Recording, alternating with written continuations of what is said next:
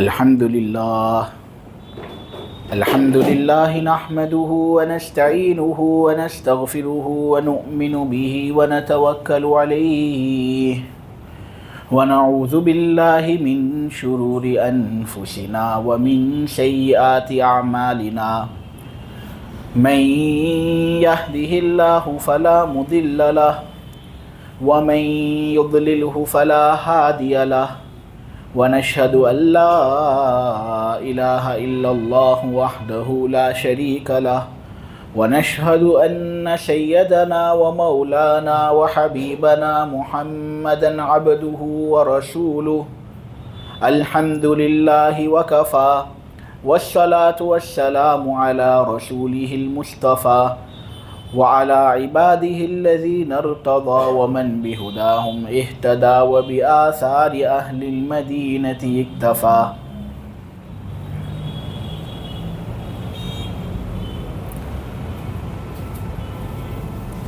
سب سے زیادہ افسوس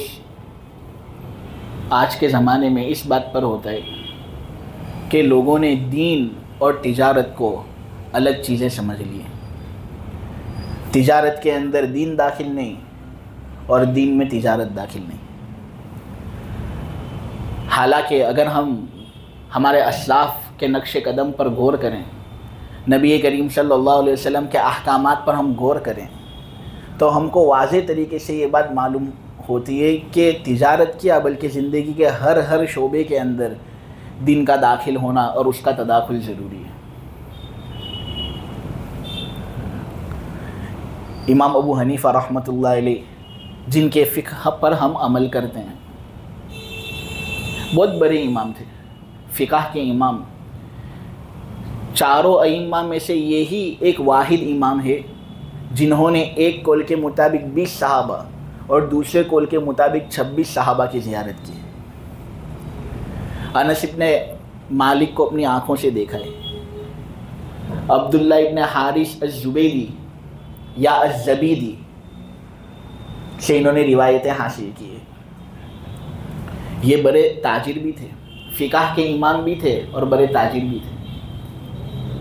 امام قدوری، جن کی کتاب عربی دوم شوم کے بچوں کو پڑھائی جاتی ہے، مسئلے مسائل اس میں بیان ہوئے ہیں، وہ پوری کتاب ایک ایسے آدمی نے لکھی ہے جو ایک قول کے مطابق ہانڈیاں بیچتے تھے.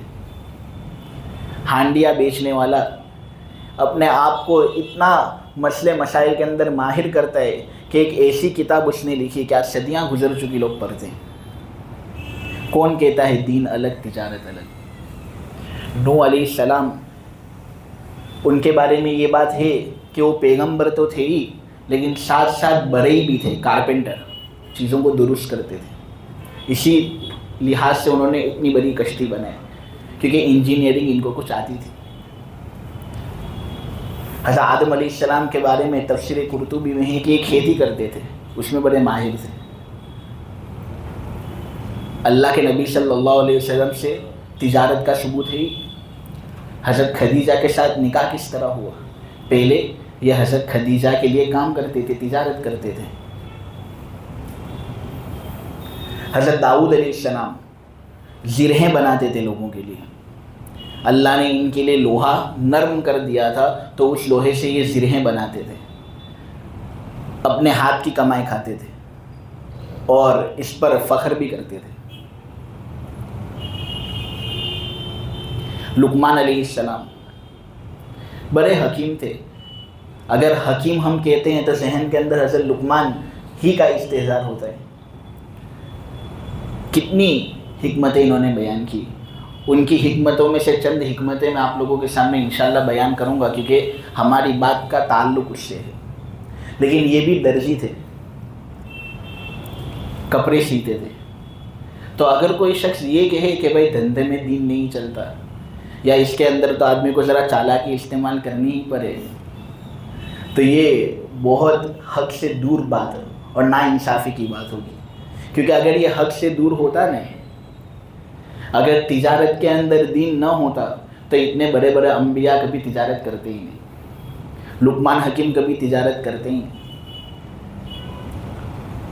ہم تجارت کو دین سے منسلک کریں، تجارت کے اندر دین لے کر آئیں.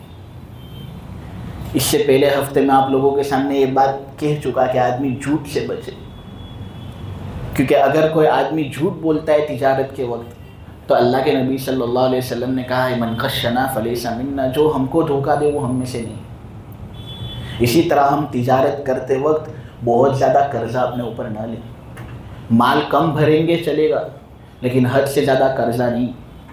لقمان حکیم کی بات میں کر رہا تھا کہ ایک طرف بڑے دیندار اللہ کے ولی اور دوسری طرف درزی بھی تھے۔ ان کی حکمتوں میں سے ایک حکمت یہ ہے کہ ایک مرتبہ لوگوں نے ان سے پوچھا تھا کہ آپ اتنے حکیم ہو، اتنی وزڈم والی بات کرتے ہو، تو یہ حکمت آپ کے پاس آتی کہاں سے؟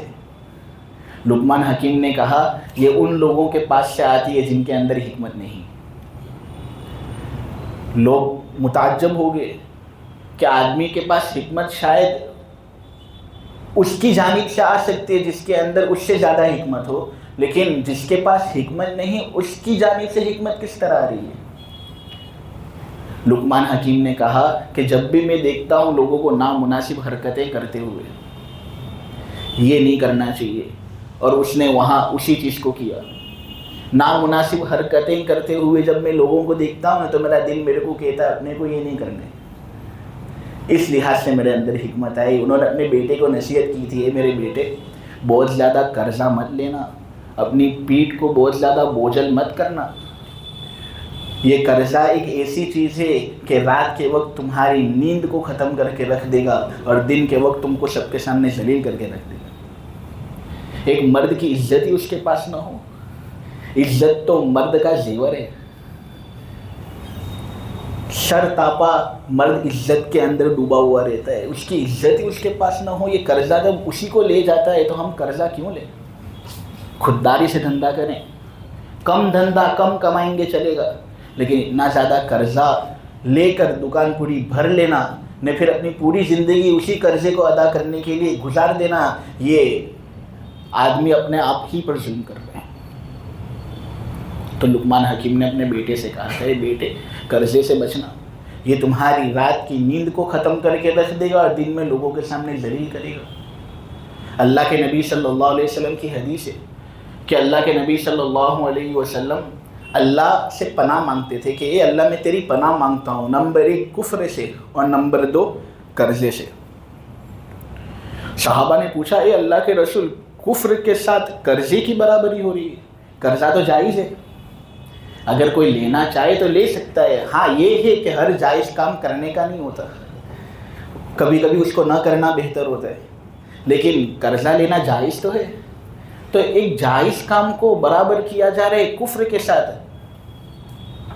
جو کفر ایسا ہے کہ اللہ تمام گناہوں کو تو معاف کر سکتا ہے اور شاید کرے گا، لیکن اللہ کفر کو کبھی معاف نہیں کرے گا۔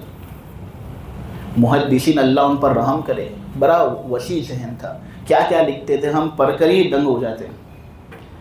وہ لکھتے ہیں کہ دراصل حضور نے کفر کے ساتھ قرضے کی برابری اس لیے ثابت کی کہ جو آدمی بہت زیادہ قرضہ لے لیتا ہے نا، اس پر ایک بوجھ ہوتا ہے، اس بوجھ کو اتارنے کے لیے وہ جائز ناجائز کی تمیز نہیں کرے گا، وہ سٹا کھیلے گا، جوئے کے اندر جائے گا، حرام کام کرے گا، اور اس طرح ایک دن وہ اپنے ایمان کو ہی فروغ کر دے گا۔ اس لیے حضور نے قرضے اور ایمان کے درمیان برابری کی۔ آج بہت سے لوگ ڈھیر سارا قرضہ لیتے ہیں، نے پھر قرضہ لے کر عمرہ بھی ادا کریں گے، حج بھی ادا کریں گے، جس کے پاس سے قرضہ لیا ہے اس سے ملاقات کرنے بھی آئیں گے، میں حج کرنے کے لیے جا رہا ہوں، میں عمرہ کرنے کے لیے جا رہا ہوں، پیسہ تو ہمارا لے جا رہے ہیں، ایسے حج اور عمرے کا کیا فائدہ؟ مال غنیمت میں سے ایک آدمی نے چوری کی تھی، چادر کی چوری کی تھی، اس کی وجہ سے وہ آدمی شہید ہو گیا لیکن پھر بھی جہنمی بنا۔ اگر ہم کنٹر کے کنٹر لوگوں کا مال لے کر عبادتیں انجام دیں گے، ہماری عبادت کے اندر کون سا فائدہ ہوگا، کون سا نفع ہوگا؟ بتاؤ۔ آدمی کی شہادت اس کو کام نہیں پہنچا سکتی جب وہ ایک چادر کی مال غنیمت میں سے چوری کرتا ہے۔ حدیث کے اندر ہے، صحیح حدیث، اس کی شہادت اس کو اللہ کے عذاب سے بچا نہ سکی۔ تو ہمارے یہ جو چھوٹے موٹے اعمال ہے، ذرا 2-3 مرتبہ تسبیح ہم پڑھ لیتے ہیں، اتنے سب لوگوں کا مال دبا کر یہ ہم کو کہاں اللہ کے عذاب سے بچائے گا؟ یہ شیطان کے مکر ہے، دھوکے ہیں، اللہ اس سے ہماری حفاظت کرے۔ نبی کریم صلی اللہ علیہ وسلم نے کہا ہے کہ جو آدمی مر گیا اور وہ 3 چیزوں سے بری ہے نا، تو اس کے لیے جنت میں داخلہ پکا۔ نمبر 1، اگر وہ اپنے آپ کو تکبر سے بچا لیتا ہے نا، تو یہ ایک خصلت ہو گئی۔ 2 اور خصلت اپنا لیتا ہے تو جنت میں داخلہ پکا۔ تکبر سے آدمی اپنے آپ کو بچائے۔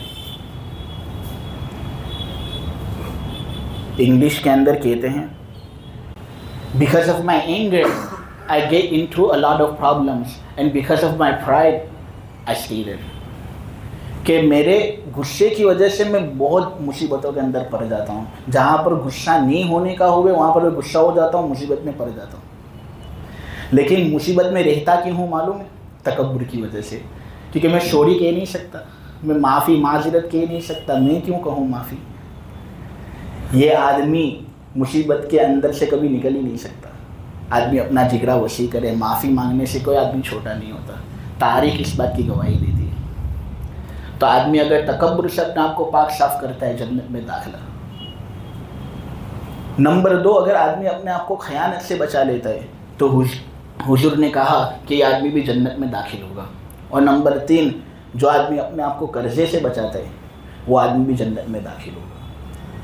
اللہ کے نبی صلی اللہ علیہ وسلم کی تو عادت ہوتی تھی کہ جب جنازے آتے تھے نا حضور کے پاس، تو حضور پہلے پوچھتے تھے کہ یہ جو مرا ہے کیا اس کے اوپر قرضہ ہے یا نہیں؟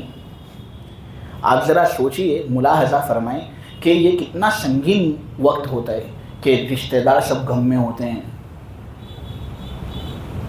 سب کے جذبات ابھر رہے ہوتے ہیں۔ اس موقع پر حضور یہ کہتے کہ یہ آدمی مرا ہے، کیا اس کے اوپر قرضہ ہے؟ اس حال میں مرا ہے یا قرضے سے خالی زندگی گزار کر یہ مرا ہے؟ اگر لوگ کہتے نہیں اس پر قرضہ نہیں ہے تو حضور اس پر نماز پڑھتے، ورنہ اگر لوگ یہ کہہ دیتے نا حضور کو کہ نہیں اس پر قرضہ ہے تو حضور کہہ دیتے صلو علی صاحبکم، اپنے ساتھی پر تم نماز پڑھ لو، میں نماز نہیں پڑھنے والا۔ قرضے کی سنگینی، لوگوں کا مال لینا، اس کو دبانا۔ نبی حیات ہے لیکن پھر بھی وہ نماز جنازہ پڑھنے سے انکار کرتے ہیں۔ اگر کوئی دوسرا نبی کی موجودگی میں نماز جنازہ پڑھا بھی لیتا ہے تو کیا فائدہ ہوگا اسے؟ ہاں، حضرت علی ہوتے تھے جو حضور کے پاس آتے تھے اور کہتے تھے اللہ کے نبی ایسا مت کرنا کہ اس کی جنازے کی نماز ہی آپ نہ پڑھاؤ، بڑا بدبخت ہوگا، یہ بڑا محروم القسمت ہوگا، میں اس کے قرضے کی ادائیگی کی ذمہ داری دیتا ہوں۔ تو حضور کہتے اے علی، اللہ تیری گردن کو آگ سے بچائے جس طرح تو نے اپنے ساتھی کی گردن کو آگ سے بچایا۔ یہ تو حضرت علی ہوتے تھے۔ ہمارے جنازے میں حضرت علی ہوں گے؟ کیا کوئی ہے ایسا جو گارنٹی دے کہ وہ ہمارا قرضہ ہمارے لیے ادا کر دے گا؟ ہمارے خود کے لڑکے اور بیٹے ایسے قابل نہیں ہیں کہ وہ باپ کا قرضہ اتارے۔ باپ نے قرضہ لیا تھا، وہ جانے میں جانوں، ایسے ہوتے تو کون گارنٹی لے؟ تو کیوں ہم قرضہ لیں؟ اللہ کے نبی صلی اللہ علیہ وسلم نے میرے عزیزو یہ بات کہی کہ لوگوں پر ایک زمانہ ایسا آئے گا کہ لوگ ہلاک ہوگا اس کی بیوی کی وجہ سے، اس کے ماں باپ کی وجہ سے اور اس کے بچوں کی وجہ سے۔ یہ باتیں حضور نے 1400 سال پہلے کہہ دی تھی۔ شاید آپ بھی تعجب میں ہوگے کہ ہلاک تو دشمن کرتے ہیں، گھر والے تھوڑی ہلاک کرتے ہیں۔ دشمن ہے، بد دین ہے، وہ ہلاک کرے گا۔ گھر والے، بیوی، بچے، ماں باپ یہ کس طرح ہلاک کر سکتے ہیں؟ لیکن اللہ کے نبی نے کہا ہے تو حق ہی ہے۔ اللہ کے نبی نے کہا ہے کہ ایک آدمی کو ہلاک کرے گا اس کا بیٹا، اس کی بیٹی، اس کی بیوی اور اس کے والدین۔ کس طرح؟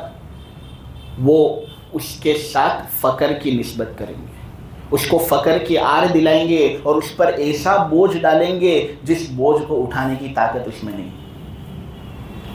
ہم کو تو گھومنے جانا ہے، پہلے گھومنے کا رواج اتنا تھوڑی تھا، آج جتنا زیادہ ہے۔ کتنا گھومتے ہیں صورت والے، کتنا گھومتے ہیں، کھا لیا پی لیا کافی ہے۔ لیکن فقر کی نسبت کہ یہ نہیں ہوتا، ہماری یہ خواہش پوری نہیں ہوتی، آدمی اس کی وجہ سے پھر قرضہ لیتا ہے، نے قرضہ لے کر پھر ہلاک ہوتا ہے۔ اور میں تو وہ قرضے کی بات کر رہا ہوں جس میں سود ملا ہوا نہ ہو، یہ اتنا برا قرضہ ہے۔ تو وہ قرضہ جس کے اندر سود کی آمیزش ہو وہ کتنا برا ہوگا۔ جتنا مطالعہ ہم نے کیا ہے اس میں 2 گناہ ہم کو ایسے ملے کہ اگر کوئی آدمی وہ کر لیتا ہے تو اللہ نے کہا ہے کہ میرے ساتھ اعلان جنگ۔ نمبر 1 اللہ کے ولی سے دشمنی کرنا، اور نمبر 2 سود کھانا۔ سود خور جو ہوتا ہے نا، اللہ نے یہ اعلان کیا ہے کہ میرے ساتھ اعلان جنگ، اب دیکھ لے کہ تو جیتتا ہے یا میں جیتتا ہوں۔ آج امت اس گناہ کے اندر کتنی زیادہ مبتلا ہے۔ حضور نے اس کے بارے میں بھی بتایا تھا 1400 سال پہلے کہ لوگوں پر ایک زمانہ ایسا آئے گا کہ کوئی آدمی ایسا بچے گا نہیں جو سود سے بچتا ہو، نہ اگر کوئی ایسا 1-2 مل بھی گئے جو سود سے بچتے ہوں تو سود کی بو ان کے اندر بھی پائی گئی گی۔ آج ہم ہمارا زمانہ دیکھ لیں، جائزہ لے لیں کہ ہر چیز کے اندر سود۔ گاڑی خریدتے ہیں اس میں سود، ہم آن لائن پیمنٹ کرتے ہیں اس میں سود کی کوئی شکل ہوتی ہے، بینک کے اندر پیسے جمع کرواتے ہیں اس میں سود کی کوئی شکل۔ اللہ کے نبی صلی اللہ علیہ وسلم امی ہونے کے باوجود 1400 سال پہلے یہ سب پیشن گوئیاں دے رہے ہیں۔ ہمارا دین حق نہیں ہے، ہمارا اسلام حق نہیں ہے؟ جب یہ سب چیزیں 1400 سال پہلے ہمارے نبی نے ایک نہیں کئی باتیں ایسی بیان کی ہے، تو ہم ہمارے اس حق دین کی خلاف ورزی کیوں کرتے ہیں؟ ہم دین اور تجارت کو الگ نہ سمجھیں۔ دین میں تجارت ہے، تجارت میں دین ہے۔ قرضے سے ہم ہماری پوری حفاظت کریں۔ اس زمانے کے جو کافر لوگ ہوتے تھے نا، اللہ کے نبی کے پکے دشمن، وہ بھی قرضے کی بڑی رعایت کرتے تھے۔ اللہ کے نبی کا دشمن قرضے کی رعایت کرے اور قرضے کے سلسلے میں آر محسوس کرے، اور یہاں پر محمد صلی اللہ علیہ وسلم سے محبت کے دعوے کرنے والے لوگ ہی بڑھ چڑھ کر قرضہ لینے، کوئی ادائیگی کی کوئی صورت نہ رکھیں۔ ہمارا معیار کتنا گھٹ گیا ہے، کتنا کم ہو گیا ہے۔ عمیر ابن وہب صفوان ابن امیہ کے ساتھ ایک مجلس میں بیٹھے ہوئے تھے۔ صفوان ابن امیہ بھی اللہ کا دشمن، اور عمیر ابن وہب اس وقت اللہ کے دشمن تھے۔ بدر کے جو قیدی تھے نا، اس سلسلے میں یہ لوگ اظہار غم کر رہے تھے۔ بدر میں مسلمانوں نے ان کی اینٹ سے اینٹ بجائی تو ان لوگ کو بہت غم ہو رہا تھا، ذرا ڈپریس ہو گئے تھے، تو آپس میں گفتگو کر رہے تھے کہ ارے یار، یہ محمد جب تک زندہ رہے گا نا تب تک مزہ نہیں ہے جینے میں۔ من ہوتا ہے کہ ابھی مدینہ چلا جاؤں، نہ نعوذ باللہ اس کی گردن اڑا دوں۔ صفوان نے پوچھا عمر کو، اے عمر کیوں ایسا کہتا ہے؟ عمر نے کہا کہ مجھے اس آدمی سے بڑی دشمنی ہے، اور اس سے جتنی دشمنی ہے شاید کسی اور سے اتنی دشمنی نہیں ہے۔ صفوان نے کہا کہ کیا چیز تجھ کو روک رہی ہے؟ جا تلوار لے، جا مدینہ، اڑا دے گردن۔ عمر نے کہا دراصل مجھ پر قرضہ ہے، مجھے شرم محسوس ہوتی ہے، آر محسوس ہوتی ہے کہ میں مکہ سے باہر نکلوں اس حال میں کہ کوئی عمر کو دیکھ کے یہ کہے کہ دوسروں کا مال لے کر مدینہ جا رہے ہیں۔ مجھے شرم آتی ہے، میں اتنا گھرا ہوا آدمی تھوڑی ہوں، میں تو خوددار آدمی ہوں۔ صفوان نے کہا اے عمر جا، تو تیرے قرضے کو ادا کرنے کی ذمہ داری صفوان نے لی ہے۔ لمبا واقعہ ہے۔ وہ مسجد کے پاس پہنچتا ہے عمر، حضرت عمر دیکھ لیتے ہیں۔ حضرت عمر کو اللہ نے بڑی عقل دی تھی، بڑی ذہانت دی تھی۔ حضرت عمر نے دیکھ کر ہی پہچان لیا کہ یہ آدمی بہت غلط ارادے سے آیا ہے۔ بیٹھے ہوئے تھے حضرت عمر، فوراً دیکھ کر ہی بتا دیا سب کو کہ یہ آدمی بہت غلط ارادے سے آیا ہے، اس کا ارادہ نیک نہیں ہے۔ حضور کے پاس جاتے، حضور کہتے حضور عمر کو اپنے قریب مت آنے دینا، یہ آدمی بہت گھٹیا ارادے سے آیا ہے، لگتا ہی کچھ ڈینجر ہے، یہ اس کو دور رکھنا۔ حضور نے عمر کو دیکھا تو حضور نے کہا اے عمر تو دور ہو جا، اے عمر قریب آ جا، اس کی پرواہ مت کر۔ عمر آتے ہیں قریب، نبی کریم صلی اللہ علیہ وسلم پوچھتے ہیں اے عمر، یہ تلوار جو تیرے پاس ہے، تو میرے پاس ملنے کے لیے آیا ہے تو تلوار تیرے پاس کیوں ہے؟ عمر نے تلوار پھینکی اور کہا قبح اللہ، اللہ اس تلوار کو برباد کرے، بدر کے میدان میں کچھ کام نہیں آئی، اب کیا کام آئے گی؟ بس بہانہ کر رہا تھا، ورنہ اس کا اصل مقصد تو میں بتا چکا آپ کو، میرا کوئی ایسا مقصد نہیں ہے۔ تو پھر حضور نے کہا اے عمر، تو پھر صفوان اور تیرے درمیان جو گفتگو مکہ کے اندر ہوئی تھی وہ کس بات پر تھی؟ اس نے فوراً کلمہ پڑھ لیا کہ یہ گفتگو جو صفوان اور میرے درمیان ہوئی تھی، جس میں نے صفوان کو یہ کہا تھا اے صفوان اگر مجھ پر قرضہ نہ ہوتا نے تو میں محمد کی گردن نیچے اتار لیتا. یہ تو میرے اور صفوان کے درمیان بات ہوئی تھی, کوئی تیسرا تھا ہی نہیں اس کے درمیان. اس آدمی کو کس طرح پتہ چلا؟ ضرور کوئی فرشتہ اس کو یہ سب باتیں بتا رہا ہے, کوئی اللہ اس کو باتیں بتا رہا ہے, یہ اللہ کا پیغمبر اور اللہ کا نبی ہے. فوراً کلمہ پڑھ لیا. حضرت عمر کہتے ہیں یہ آدمی جو تھا نا جاہلیت کے زمانے میں خنزیر سے بھی بدتر تھا. یہ اس کی شکل دیکھ کر ہی مجھے بہت جی میں کچھ ہوتا تھا کہ بڑا ڈینجر آدمی ہے. لیکن جب یہ اسلام قبول کر لیا اس نے تو سگے بھائی سے اتنی زیادہ محبت نہیں جتنی زیادہ اس سے محبت ہے. اب اصل نتیجہ میں آپ لوگوں کو بتا دوں اور بات ختم کروں کہ میرے عزیزوں میرے پیاروں, یہاں محدثین نے یہ بات لکھی ہے کہ چونکہ قرضے کا بہت اہتمام تھا نا کہ میں قرضہ ادا کروں, مجھے قرضے کی ادائیگی کیے بغیر مکہ سے نکلنا بھی نہیں ہے. اللہ نے شاید اس خصلت کی وجہ سے عمیر کو اسلام کی توفیق دی. اب آپ ذرا سوچ لیں کہ اگر ہماری کچھ الٹی نیت ہو, قرضہ لے کر لوگوں کا مال دبانے کی نیت ہو, تو اللہ ہم کو کیا اسلام سے خارج نہیں کر سکتا؟ اللہ تبارک و تعالی بڑا رحیم ہے, بڑا کرم کرنے والا ہے, لیکن یہ اس وقت ہے جب ہم حقوق العباد کی بھی رعایت کریں. اللہ تبارک و تعالی ہماری تجارتوں کے اندر خوب برکتیں دے, کسی سے قرضہ لینے کی نوبت ہم پر نہ آئے.